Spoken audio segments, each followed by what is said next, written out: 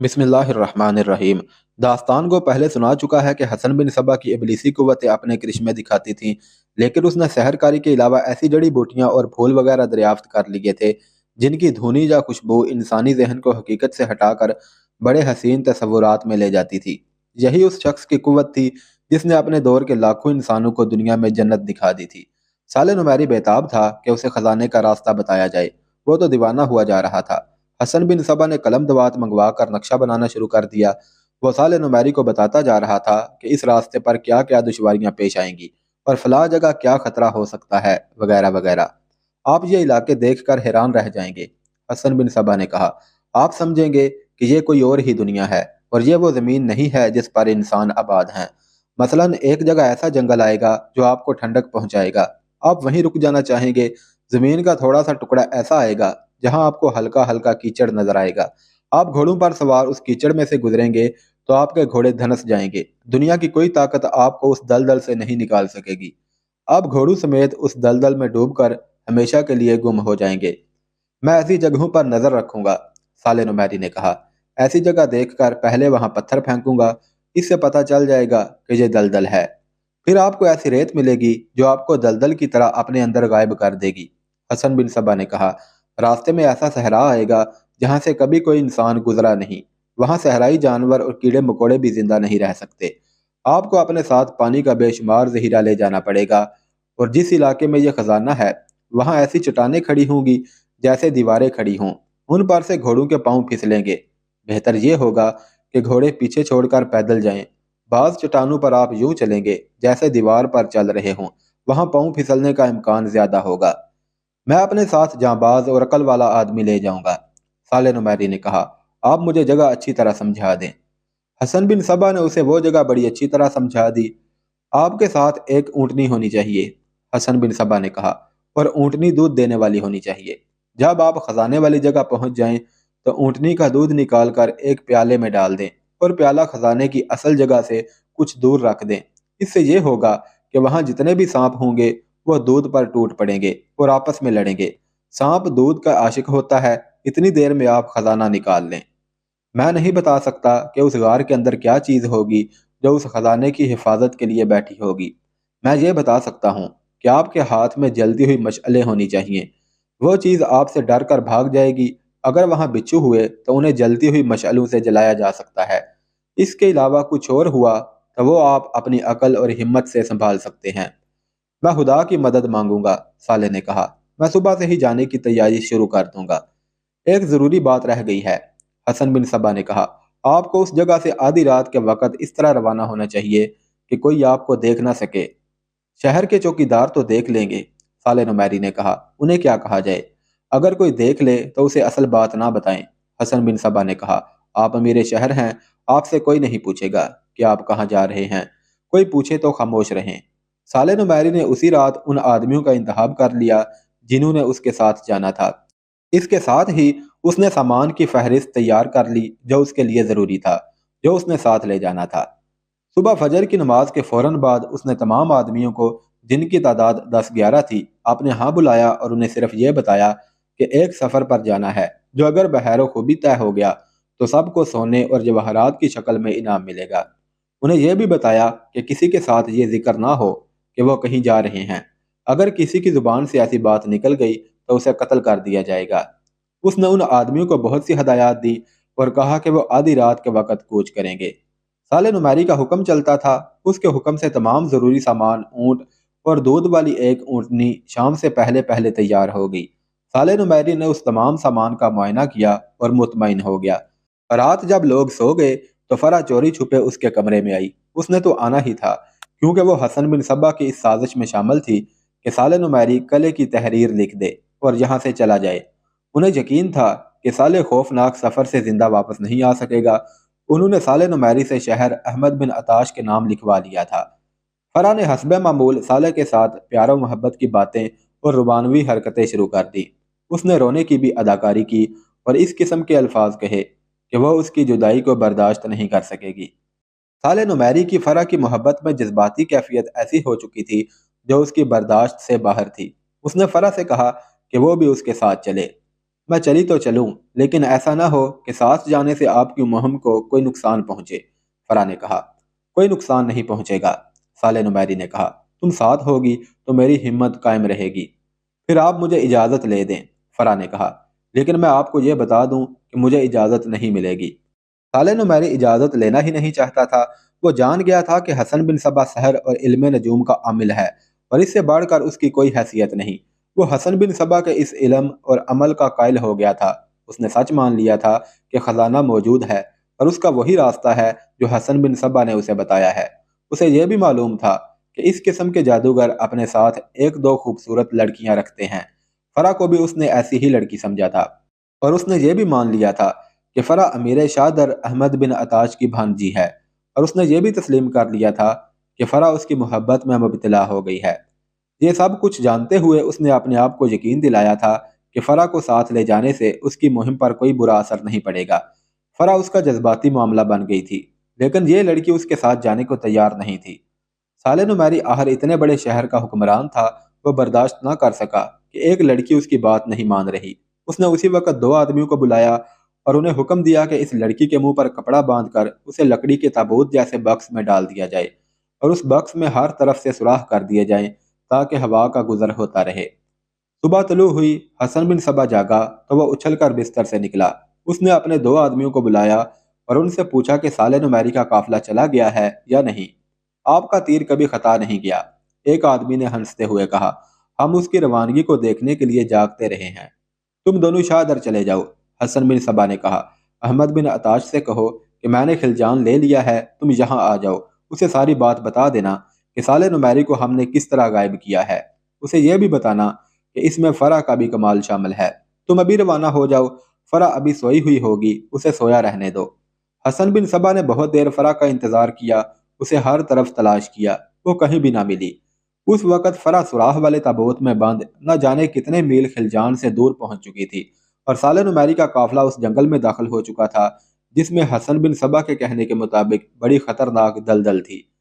کیا حسن بن صبا پریشان ہو گیا تھا کہ فرا لاپتہ ہو گئی ہے؟ کیا اس نے اپنے بالغوں کو حکم دیا تھا کہ صالح نمیری کے پیچھے جاؤ، فرا اس کے ساتھ چلی گئی ہوگی؟ کیا وہ فرا کے فراق میں دیوانہ ہوا جا رہا تھا؟ نہیں، اس نے فرا کے تعاقب میں اپنے آدمی بھیجنے کی بجائے انہیں شادر احمد بن عطاش کے نام یہ پیغام دے کر بھیج دیا کہ میں نے خلجان کا شہر لے لیا ہے، فوراً یہاں آ جائیں۔ اس کی نگاہ میں ایک لڑکی کوئی ایسی اہمیت نہیں رکھتی تھی کہ اس کے جذبات میں ہلچل بپا ہو جاتی۔ وہ ایک حسین لڑکی کو دوسروں کے جذبات میں ہلچل بپا کرنے اور دوسروں کو اپنے مقاصد کے لیے استعمال کرنے کا ذریعہ سمجھتا تھا۔ اس کی دنیا کی سرحدیں صرف ایک فرا کی محبت پر ختم نہیں ہو جاتی تھیں، وہ ستاروں پر کمندیں ڈالنے والا انسان تھا۔ حسن بن صبا تھا تو انسان ہی، لیکن اس کی تاریخ کے واقعات گواہی دیتے ہیں کہ وہ انسانیت کی سرحدوں سے نکل کر ابلیسیت کی سرحدوں میں داخل ہو گیا تھا۔ اس کی نگاہیں افق کے اس لامحدود گول دائرے تک دیکھ رہی تھی جہاں آسمان جھک کر زمین کو چومتا ہے۔ ایک فرا اس کی نگاہوں کے آگے رکاوٹ نہیں بن سکتی تھی۔ حسن بن صبا ایک آتش فشاں پہاڑ تھا، اور وہ اپنے ابلیسی وجود میں ایسا لاوا پکا رہا تھا جس نے بڑی ہی اہم تاریخی شخصیات کو صفائی ہستی سے غائب کر دینا تھا اور بستیاں اجاڑ دینی تھی۔ حسن بن صبا نے وہ مقام حاصل کیا کہ اس نے کسی بادشاہ کے قتل کا حکم دیا تو اس کے فدائیوں نے اسے قتل کر دیا۔ اس نے جو فدائی تیار کیے تھے وہ پاگل پن کی حد تک جنونی تھے۔ داستان کو آگے چل کر سنائے گا کہ حسن بن صبا نے ان پر یہ جنون کس طرح طاری کیا تھا کہ ان میں سے بعض خود بھی قتل ہو جاتے تھے، لیکن اپنے شکار کو قتل کر کے قتل ہوتے تھے۔ حسن بن صبا کے فدائین نے سلطان صلاح الدین ایوبی پر 4 قاتلانہ حملے کیے اور سلطان ایوبی ہر بار بچ نکلا۔ یہ تمام قتل حسن بن صبا کی زندگی میں نہیں ہوئے تھے، اس کے مرنے کے بعد بھی اس کے فدائیوں نے، جو حشیشین کے نام سے مشہور ہوئے، اہم شخصیتوں کے قتل کا سلسلہ جاری رکھا۔ پھر آہستہ آہستہ یہ لوگ کرائے کے قاتل بن گئے۔ انہیں عیسائی بادشاہوں اور جرنیلوں نے بھی ایک دوسرے کو قتل کرنے کے لیے استعمال کیا تھا۔ یہ بہت بعد کی باتیں ہیں، بہت بعد کے واقعات ہیں، جب حسن بن صبا بے تاج بادشاہ اور ایک ہیبت کی علامت بن گیا تھا۔ قتل کے یہ تمام واقعات اپنے اپنے مناسب اور موزوں موقع پر سنائے جائیں گے۔ داستان کو ابھی داستان کے اس انتہائی مرحلے میں ہے جہاں حسن بن صبا اپنے ابلیسی عزائم کی تکمیل کے لیے زمین ہموار کر رہا تھا۔ اس نے اس خطے کا ایک اور قلعہ بند شہر خلجان لے لیا تھا۔ اس کی نظر اب قلعہ الموت پر تھی جسے اس نے اپنا مرکز اور مستقر بنانا تھا۔ اتنے بڑے عزائم اور اتنے بڑے منصوبے میں فرا کی کوئی حیثیت نہیں تھی۔ یا مرشد، حسن بن صبا کے ایک خاص آدمی نے اسے کہا، یہ تو معلوم کر لینا چاہیے کہ وہ گئی کہاں۔ اگر وہ صالح نمیری کے ساتھ چلی گئی ہے تو خطرہ ہے کہ اسے بخیر و عافیت واپس لے آئے گی۔ وہ اسی کے ساتھ گئی ہے، حسن بن صبا نے کہا، اور اسی کے ساتھ مرے گی۔ صالح نمیری کے دماغ پر جس طرح خزانہ سوار ہوا ہے وہ واپس نہیں آئے گا۔ اس وقت صالح نمیری اس جنگل میں داخل ہو چکا تھا جس کے اندر کہیں کہیں کچھ حصہ دلدلی تھا۔ فرا تابوت میں بند تھی۔ تابوت میں ہوا کے لیے سوراخ کیے گئے تھے۔ تابوت ایک اونٹ پر لدا ہوا تھا۔ فرا کے منہ پر کپڑا بندھا ہوا تھا۔ صالح نمیری نے اپنے آدمیوں سے کہا کہ ہم بہت دور آ گئے ہیں۔ اگر اس لڑکی کو واپس لے جانے کے لیے ہمارے پیچھے کوئی آتا تو وہ اب تک یہاں پہنچ چکا ہوتا۔ اب اس لڑکی کو تابوت سے نکال دیا جائے تو کوئی خطرہ نہیں۔ ہاں امیر حلجان، اس کے ایک آدمی نے کہا، خطرہ کیسا؟ یہ بھاگ کر جائے گی کہاں؟ تابوت کھول کر فرا کو نکال لیا گیا۔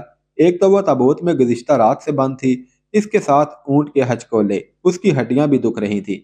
تابوت سے نکل کر کچھ دیر تو وہ بول ہی نہ سکی۔ صالح نمیری کے آدمی ان دونوں سے دور ایک اوٹ میں بیٹھ گئے تھے۔ مجھے اپنے ساتھ کیوں لے آئے ہو؟ فرا نے ایسی آواز میں کہا جو رندی ہوئی اور غسیلی بھی تھی۔ محبت کی خاطر، صالح نمیری نے کہا۔ اگر تمہیں میرے ساتھ اتنی ہی محبت ہے تو مجھے اتنی خطرناک مہم میں اپنے ساتھ نہ لے جاؤ۔ فرا نے کہا، کیا میں اتنی مشکلات اور اتنی زیادہ دشواریاں برداشت کر سکوں گی؟ محبت کی ابتدا تو تم نے کی تھی فرا، صالح نمیری نے کہا۔ کیا تم میرے پاس محبت کا پیغام لے کر نہیں آئی تھی؟ تم نے خود ہی تو کہا تھا کہ تم میرے ساتھ شادی کرنا چاہتی ہو۔ فرا کی محبت کی جو حقیقت تھی وہ فرا جانتی تھی۔ اسے تو جال میں دانے کے طور پر استعمال کیا گیا تھا۔ وہ صالح نمیری کو جال میں لے آئی تھی۔ وہ جانتی تھی کہ اس خزانے کا وجود ہے ہی نہیں جس کی تلاش میں صالح نمیری جا رہا ہے۔ وہ یہ بھی جانتی تھی کہ حسن بن صبا نے صالح نمیری کو موت کے منہ میں ڈال دیا ہے اور اس کا زندہ واپس آ جانا کسی صورت ممکن نہیں۔ لیکن اس کے اپنے زندہ واپس جانے کے امکانات بھی ختم ہو چکے تھے۔ وہ تو اب یہ سوچ رہی تھی کہ حسن بن صبا سے وفا کرے یا اپنی زندگی سے۔ یہ عمر مرنے کی نہیں تھی جب اس کا شباب عروج پر تھا۔ صالح نمیری کے ساتھ اس نے بات کر کے دیکھ لی تھی۔ یہ شخص تو ایک چٹان تھا جسے اپنی جگہ سے سرکانا فرا کے باس کی بات نہیں تھی۔ اس کے سامنے ایک راستہ یہ تھا کہ صالح نمیری کو بتا دے کہ وہ ایسے دھوکے کا شکار ہو رہا ہے جس کا انجام موت ہے، اور وہ وہیں سے واپس چلا جائے۔ اور اگر واپس نہ گیا تو وہ صرف مرے گا ہی نہیں بلکہ اس کا اتنا بڑا شہر خلجان اور قلعہ ہاتھ سے نکل جائے گا اور اس کا خاندان بھکاری بن جائے گا۔ اس نے اس پر غور کیا تو اسے صاف نظر آنے لگا کہ اسے حسن بن صبا غداری کے جرم میں قتل کرا دے گا۔ اسے معلوم تھا کہ حسن بن صبا کا دل رحم اور بخشش کے جذبات سے خالی ہے۔ کسی کو قتل کرا دینے سے اسے روحانی تسکین ملتی تھی۔ فرا کے لیے ادھر بھی موت تھی اور ادھر بھی موت۔ اسے صرف یہ دیکھنا تھا کہ کون سی موت آسان ہے۔ اگر وہ حسن بن صبا سے وفا کرتی ہے تو وہ آگے آنے والے صحرا میں جھلس کر پیاس سے تڑپ تڑپ کر بڑی ہی اذیت ناک موت مرے گی، جل جل کر مرے گی۔ ایسی موت کے تصور سے ہی اس نے اپنے وجود میں لرزہ محسوس کیا۔ پھر اسے دوسرا خیال آیا، وہ صالح نمیری کو واپس لے جاتی ہے اور حسن بن صبا کو اس کی غداری کا پتہ چل جاتا ہے تو وہ اپنے ہاتھوں یا اپنے کسی آدمی کے ہاتھوں اس کا سرطان سے جدا کر دے گا۔ یہ موت سہل تھی۔ وہ تو زندہ رہنا چاہتی تھی۔ حسن بن صبا نے اسے اعلی کار بنایا تھا اور اسے شہزادی بنا کے رکھا ہوا تھا۔ وہ نہیں چاہتی تھی کہ حسن بن صبا اس کے ہاتھ سے نکل جائے۔ وہ دیکھ رہی تھی کہ حسن بن صبا بادشاہوں کا بادشاہ بنتا جا رہا تھا، لیکن زندگی بڑی پیاری ہوتی ہے۔ وہ تو سوچ سوچ کر بے حال ہوئی جا رہی تھی۔ کس گہری سوچ میں کھو گئی ہو فرا؟ صالح نمیری نے کہا، واپس جانے کا خیال دل سے نکال دو۔ دل میں اس خزانے کو رکھو جو ہم لینے جا رہے ہیں۔ میں واپس آ کر باقاعدہ فوج بناؤں گا اور اسی علاقے کے تمام قلعے فتح کر لوں گا۔ میں بادشاہ ہوں گا، تم ملکہ ہوگی۔ اگر ہم زندہ واپس آئے تو، فرا نے کہا۔ ہم زندہ واپس آئیں گے، صالح نمیری نے کہا۔ اگر میں کہوں کہ آپ جہاں جا رہے ہیں وہاں کوئی خزانہ نہیں تو کیا آپ مان لیں گے؟ فرا نے پوچھا۔ بالکل نہیں، صالح نمیری نے کہا۔ فرا نے دیکھا کہ صالح نمیری کے دماغ پر خزانہ ایسا سوار ہوا ہے کہ اس کا دماغی توازن صحیح نہیں رہا۔ اس نے ایک اور دلیل سوچ لی۔ آپ تو بڑے پکے مسلمان ہوا کرتے تھے، فرا نے کہا۔ پتہ چلا تھا کہ آپ زاہد اور پارسا ہیں اور اہل سنت ہیں، لیکن اس خزانے نے تو آپ کے دل سے خدا کو نکال دیا ہے۔ میں آپ کی کچھ نہیں لگتی، لیکن آپ مجھے اپنے ساتھ لے آئے ہیں صرف اس لیے کہ میں خوبصورت اور جوان لڑکی ہوں۔ میں جانتا ہوں تم کیا کہنا چاہتی ہو، صالح نمیری نے اس کی بات کاٹتے ہوئے کہا۔ مجھے آگے جانے سے روکنے کے لیے تم یہ کہو گی कि मुसलमान अपने दिलों में खजाने का लालच नहीं रखा करते। तुम मुझे खुलफाए राशिदीन की सादगी की बातें सुनाओगी? मेरी बात गौर से सुन लो फरा। वो वक्त और था, वो मुसलमान और थे। आज के वक्त का तकाजा कुछ और है। आज ताकत उसके पास है जिसके पास खजाना है। मैं तो कहता हूँ कि आज खुदा भी उसी का है जिसके पास खजाना है। मैंने खुदा के आगे रकूअ और सजूद करते एक उम्र गुजार दी है, लेकिन खुदा ने मुझे उस खजाने का इशारा नहीं दिया। अचानक उसकी आवाज ऊंची और तहुकमाना हो गई। उसने कहा, तुम मेरी मलकियत हो। सफर की सऊबतों, खतरों और मौत के खौफ से मुझे आगे बढ़ने से रोक रही हो। मैं कला खिलजान का वाली और अमीर शहर हूँ। मेरा हुक्म चलता है। ये 11 आदमी जो मेरे साथ जा रहे हैं, ये मेरे हुक्म के गुलाम हैं। तुम भी मेरे हुक्म की पाबंद हो। खजाने के तो अपने असरात थे, लेकिन साले नुमैरी को फरा ने एक फूल दिया था जिसकी खुशबू की उसने बहुत तारीफ की थी। फिर फरा ने उसे रुई पर उसी खुशबू का इत्र लगा कर दिया जो उसने अपनी मूंछों पर मल लिया था। वो ना जान सका कि यह खुशबू हसन बिन सबा की इजाद है, और यह खुशबू इंसान के ख्यालात को बदल देती है। तसव्वुर को इंसान हकीकत और हकीकत को तसव्वुर समझने लगता है। फरा खामोश हो गई। दिन अभी आधा गुजरा था। साले नुमैरी ने अपने काफिले को कूच का हुक्म दिया, और यह हुक्म भी कि ताबूत को तोड़ दिया जाए। उन्होंने 4 घोड़े फालतू साथ ले लिए थे। सफर ऐसा था कि घोड़े मर सकते थे। ये 4 घोड़े इस कमी को पूरा करने के लिए साथ ले जाए जा रहे थे। एक घोड़े पर फरा को सवार कर दिया गया। जंगल ज्यादा घना होता जा रहा था। उसमें ऊंची नीची टीकरियां और सिल्लों वाली चट्टानें भी थी। जगह जगह पानी जमा था। चलने का रास्ता मुश्किल से ही मिलता था। हर 8-10 कदमों के बाद दाएं या बाएं मुड़ना पड़ता था। इस तरह फासला ज्यादा ही होता जा रहा था। सूरज उफक के पीछे चला गया। जंगल इतना घना था कि शाम बहुत जल्द तारीक हो गई। साले नुमैरी वहीं रुक गया और अपने आदमियों से कहा कि रात गुजारने के लिए जगह देखें। थोड़ी ही देर में एक जगह देख ली गई जो कदरे वसी और हमवार थी। उसके इर्द गिर्द हरी सरसब्ज टीकरियां थी और घने दरख्तों ने शामियाने तान रखे थे। 2 मशलें जलाकर जमीन में गाड़ दी गई। साले नुमैरी का खैमा नस्ब होने लगा तो फरा भड़क गई। मैं अलग खैमे में सोऊंगी, उसने कहा। अपने साथ छोटे खैमे भी हैं। आहर तुमने मेरी बीवी बनना है, साले नुमैरी ने कहा। यह तुम्हारा अपना फैसला है। अगर तुम मेरे खैमे में सोओगी तो यह मायूब फेल नहीं होगा। बीवी बन जाने तक आप मेरे लिए गैर मर्द हैं, फरा ने कहा। मैं मुसलमान की बेटी हूं। मैं इस्लाम की पूरी पाबंदी करूंगी।